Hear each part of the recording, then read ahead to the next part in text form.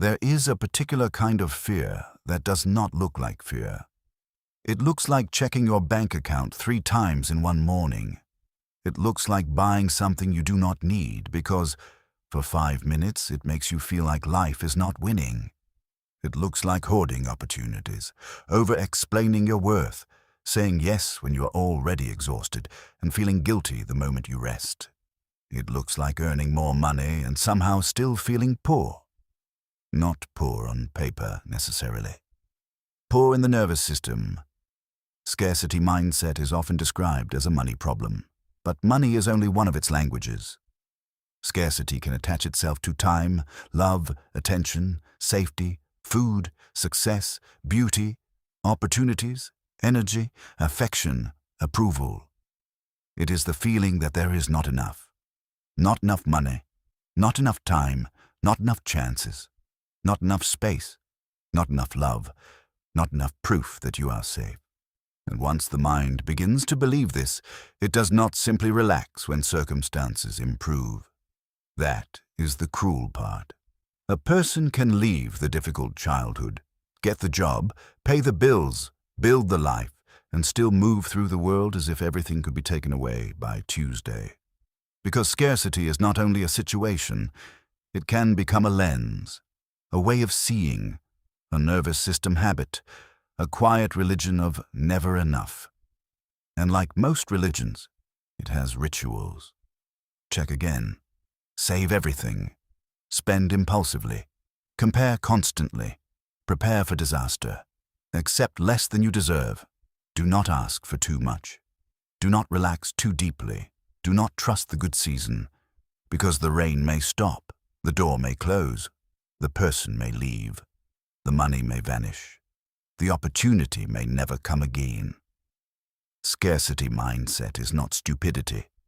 It is often intelligence that learns to survive under pressure. But what protects you in one season can imprison you in another. And at some point, the question becomes, are you responding to reality? Or are you still obeying an old emergency? Scarcity narrows the mind. When something feels limited, the brain begins to focus on it with a strange intensity. If you're hungry, you think about food. If you are lonely, you scan for affection. If you are broke, every price tag becomes a small moral event. If you are exhausted, every request feels like a threat. This makes sense. The brain is designed to prioritize what feels urgent. If there is not enough, attention locks onto the shortage. The problem is that modern life is very good at making almost everything feel like a shortage.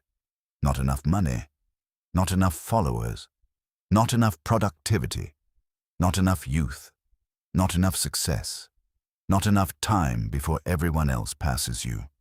The marketplace has learned how to whisper scarcity into the human ear. Limited offer. Only 3 left. Everyone is ahead. You are falling behind. This person bought a house at 26. That person retired at 35.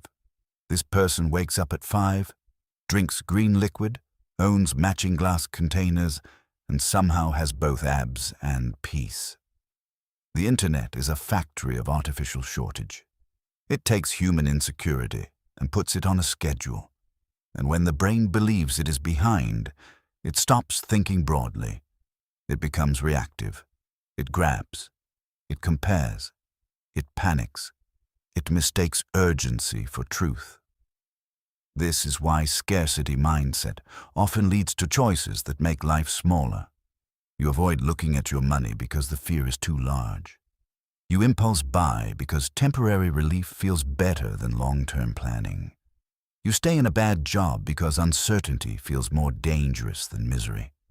You cling to relationships that give crumbs because crumbs still look like food to a starving heart. Scarcity does not only make you want more, it can make you accept less. For many people, scarcity mindset begins long before adulthood. It begins in homes where money was always tense, where every bill changed the emotional weather, where parents whispered at the kitchen table, where the phrase, "we can't afford it," carried not just information, but shame. It begins in childhoods where love was inconsistent, where attention had to be earned, where affection arrived unpredictably, like electricity in a storm. It begins when a child learns that good things are fragile, that safety is temporary, that asking for more is dangerous, that needing something makes you a burden. And children do not usually say, "My nervous system is adapting to chronic uncertainty." Children say, "I should need less. I should be easier. I should be grateful for anything. I should not ask." Then adulthood arrives, wearing better shoes, and the old belief comes with it. You may have enough food now, enough money now, enough choices now, but the body remembers the season when enough was not guaranteed. This is why scarcity mindset can survive success, because the conscious mind says things are better. But the nervous system says, "Do not be foolish. We have seen winter before." And maybe you have. Maybe you know what it feels like to count coins. Maybe you know what it feels like to be forgotten. Maybe you know what it feels like to watch someone with power decide whether you get what you need. Scarcity mindset is not always irrational. Sometimes it is old evidence that has not been updated. The issue is not that your fear came from nowhere. The issue is that your fear may still be driving long after the road has changed. Scarcity does not show up the same way in everyone. Some people respond to scarcity by holding on too tightly. They save compulsively. They cannot enjoy what they have. They feel guilty spending even on reasonable things. A meal out feels irresponsible. A day off feels dangerous. A gift feels suspicious. Their bank account may grow, but their sense of safety does not. They are not building freedom, they are building a bunker. Other people respond in the opposite way. They spend quickly. Not because they do not care about the future, but because the future has never felt trustworthy. If money has always disappeared, spending it now can feel like reclaiming control. If good things never lasted, pleasure today feels more real than security tomorrow. If life has felt deprived for years, buying something beautiful can feel like a small rebellion against being invisible. This is why judging financial behavior from the outside is often useless. Two people can have the same scarcity wound and develop opposite strategies. One hoards every coin, the other spends before the world can take it. One says, "I must never lose this." The other says, "I might as well enjoy it before it disappears." Both are trying to feel safe. Both are trying to manage fear, and both can become trapped. Because scarcity does not ask, "What is wise?" It asks, "What will make the panic stop right now?" Scarcity mindset grows beautifully in the swamp of comparison. Because comparison tells you not only that you lack something, but that everyone else has it. Everyone else has more money, more friends, more talent, more discipline, more beauty, more time, more luck, more proof that life chose them and forgot you in a waiting room with bad lighting. Social media makes this worse because it removes context. You see the holiday, not the credit card debt. The promotion, not the breakdown. The perfect apartment, not the family money. The calm morning routine, not the assistant, childcare, flexible work schedule, and carefully cropped chaos. Comparison turns other people's highlights into evidence against your life. And scarcity loves evidence. It collects it. It builds a courtroom. It says, "Look, you are behind." But behind whom? On what road? According to what map? Many people are not suffering because they lack a life. They are suffering because they are measuring their life against an edited performance of someone else's.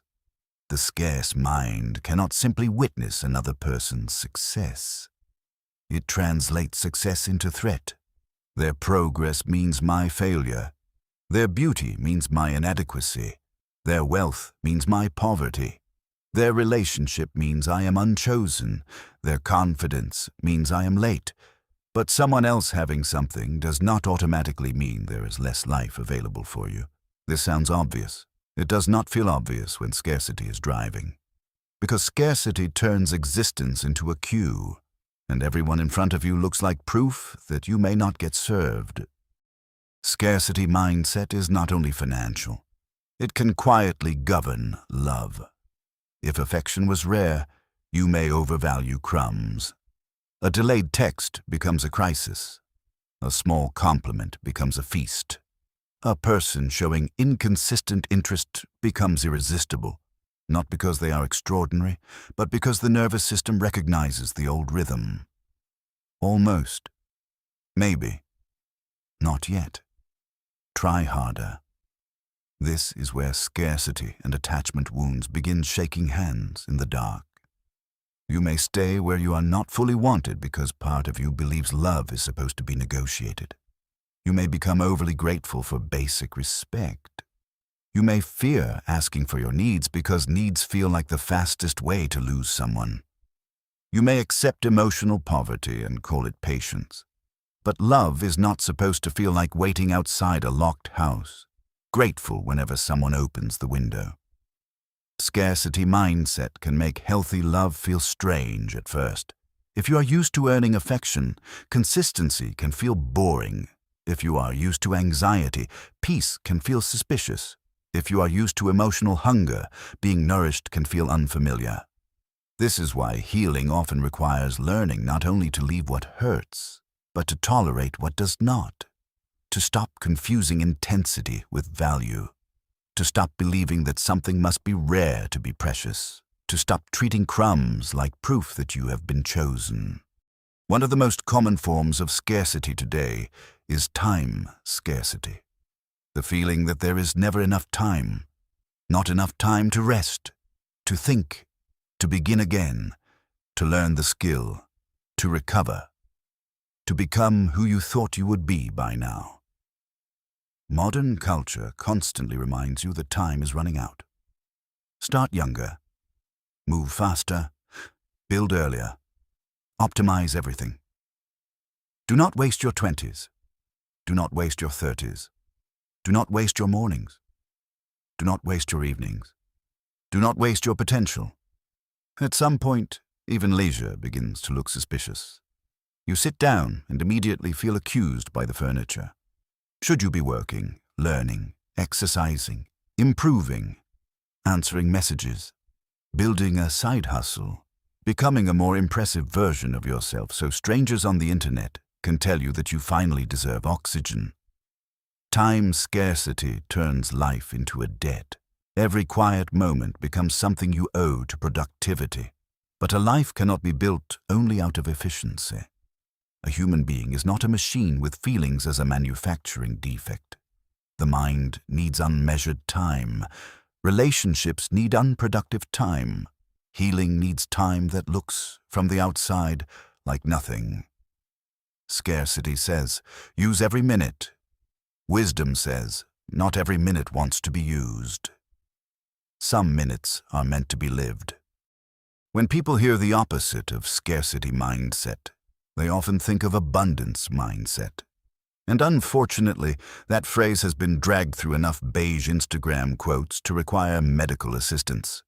Abundance does not mean pretending everything is fine. It does not mean ignoring bills. It does not mean manifesting rent while your landlord develops an interest in astrology. It does not mean walking through life saying, there is plenty for everyone, while systems of inequality continue doing push-ups in the corner. Real abundance is not denial. It is the ability to respond to reality without being ruled by panic. It is saying, some things are limited, but not everything is an emergency. Some opportunities pass, but not all doors close forever. Some people leave, but love is not extinct. Some money must be managed carefully, but fear does not have to manage me. Abundance is not fantasy.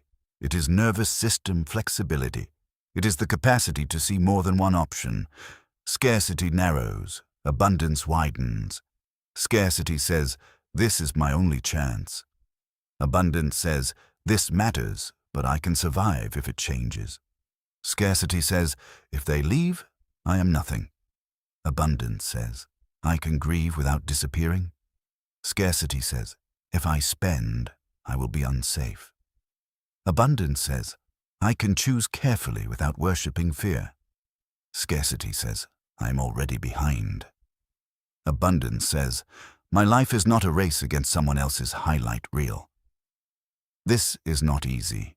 It is practice.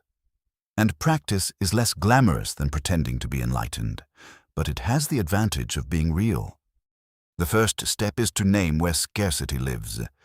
Do not start with vague self-improvement. Start with observation. Where do you feel not enough most intensely? Money, time, love, attention, success, beauty, energy, safety. Then ask, is this current reality, old memory, or social comparison? Sometimes the answer will be current reality. Maybe money is genuinely tight. Maybe time is genuinely limited. Maybe you are carrying too much. In that case, healing does not mean gaslighting yourself into calm. It means making practical changes where possible. Budgeting, asking for help, reducing obligations, building skills, seeking support, setting boundaries. But sometimes the answer is old memory. The danger is not fully present. It is remembered. And then the work is different. You may need to update the body slowly, through consistency, through evidence, through keeping promises to yourself, through noticing that a small mistake no longer ruins everything, through letting good things exist without immediately preparing for their funeral. The second step is to separate caution from fear. Caution says, let's make a plan. Fear says, nothing will ever be okay. Caution is useful. Fear is dramatic. It wears a cloak and interrupts meetings. The third step is to practice enoughness in small places, not as a slogan, as an experience. Enough food for today, enough time for this one task, enough money for this one bill, enough courage for one conversation, enough rest for one evening. Scarcity often thinks in catastrophes. Healing often begins in specifics. The fourth step is to build trust with yourself. Scarcity is worsened by self-abandonment. Every time you ignore your limits, overspend to soothe pain, avoid reality, tolerate crumbs, or betray your needs to keep peace, the nervous system learns that you are not a safe place to live. Self-trust returns through small acts of protection, checking your account calmly, saying no before resentment builds a summer home, resting before collapse, choosing the slower purchase, leaving the conversation that costs too much of your peace, asking, what do I actually need, before grabbing whatever numbs the feeling. And finally, remember that enough is not a number. It is a relationship with life. Some people have plenty and feel starved. Some people have modest lives and feel deeply held by them. The difference is not only money. It is whether the mind can recognize provision when it arrives. Scarcity mindset is not a character flaw. It is often the echo of times when there really was not enough. Not enough money, not enough safety, not enough tenderness, not enough certainty, not enough room to be a person with needs. But you are allowed to update the story. You are allowed to notice that the old emergency may no longer deserve the whole house. You are allowed to build a life that is careful without being terrified, generous without being reckless, ambitious without being starved, rested without being guilty, grateful without accepting crumbs. You are allowed to want more without believing you are nothing now. That is the difference. Scarcity says, I need more because I am not safe. Growth says, I can build more because I am allowed to live. And maybe healing is not waking up one day with no fear at all. Maybe healing is quieter. It is buying what you need without panic, saving without worshipping disaster, resting without earning it first, letting someone love you consistently without searching for the trap, watching someone else succeed without using it as a weapon against yourself, sitting in a good moment and not immediately preparing for its disappearance. The scarce mind asks, "What if it all goes away?" The healing mind answers gently, "Then I will meet that day when it comes. But today, there is enough ground beneath me to stand." And sometimes, that is where abundance begins, not in having everything, but in no longer living as if everything is about to be taken. If this essay helped you see scarcity a little more clearly, subscribe to Atlas of Becoming. This channel is a quiet place for essays on psychology, money, attention, emotional patterns, modern life, and the slow process of becoming less ruled by fear. Not through noise, not through performance, but through understanding. And maybe the first sign of abundance is not having everything. Maybe it is realizing that today you're allowed to begin with enough.